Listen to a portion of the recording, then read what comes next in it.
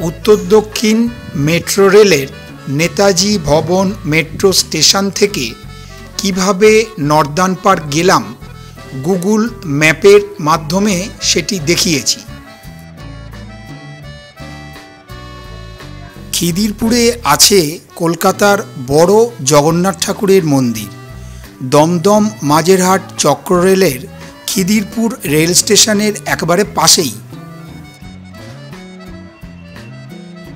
2024 এই মন্দিরের যে রথযাত্রা অনুষ্ঠিত হয়েছে দক্ষিণ কলকাতার ভবানীপুরের নর্দান পার্ক হয়েছে মাসির বাড়ি। 7ই জুলাই 2024 ছিল রথযাত্রা। ওই দিন রথ এসে পৌঁছায় ভবানীপুরের নর্দান পার্কে। এইটি প্রসাদী খাজা গজা ও মালপোর দোকান। আমি মাসির বাড়ি প্রভুকে দর্শন করতে গিয়েছিলাম 11ই জুলাই বিকেলের দিকে।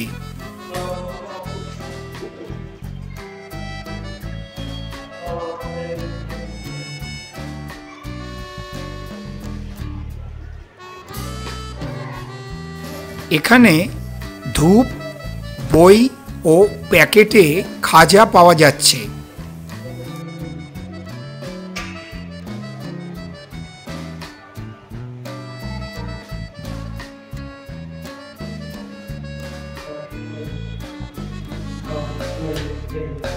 এখানে হাতে তৈরি সুন্দর কারুকার্যের ব্যাগ, কাঠের ছোট প্রভুর মূর্তি, রথ আর অনেক রকমের কাঠের সূক্ষ্ম কাজের ঘরে রাখার 3 ঠাকুরের মূর্তি ও হস্তশিল্প বিক্রির জন্য রাখা হয়েছে।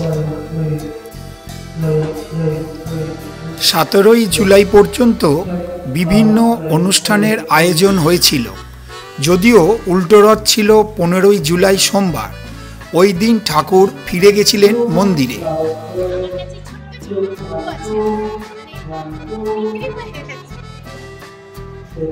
রথগুলো খুব সুন্দর।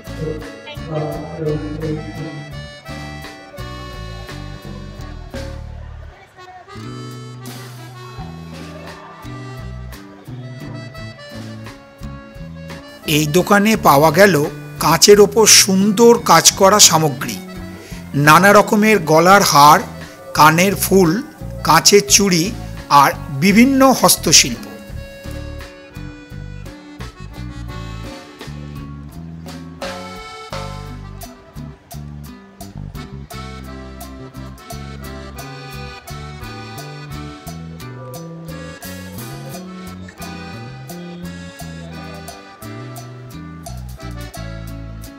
এখানে বিভিন্ন হস্তশিল্পে প্রস্তুত ও বাঁধানো 3 ঠাকুর, রাধাকৃষ্ণ ও আরও অন্যান্য ঠাকুরের রূপও বিক্রির জন্য রাখা হয়েছে।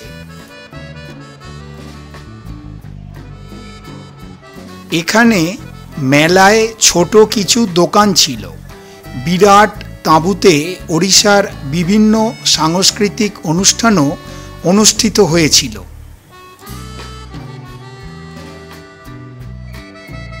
দর্শকদের জন্য সুন্দর বসার ব্যবস্থা করেছিলেন কর্তৃপক্ষ। মঞ্চে সাংস্কৃতিক অনুষ্ঠানের মহড়া চলছে।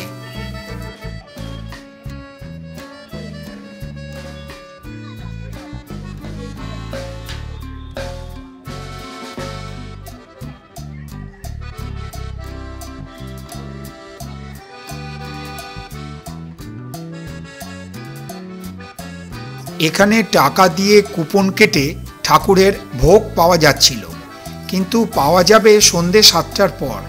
আমি আগে চলে এসেছি বলে নিতে পারিনি। এই রথ খিদিরপুর থেকে ঠাকুরকে ভবানীপুরের নর্দান পার্কে এনেছে।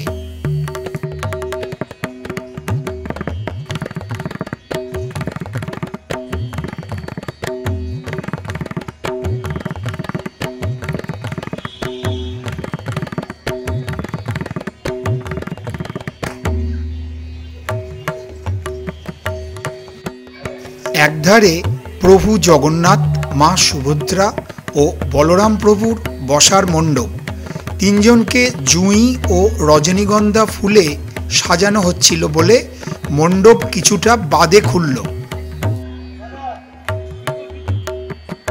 এখানে রয়েছে গরুড় ঠাকুরের মূর্তি।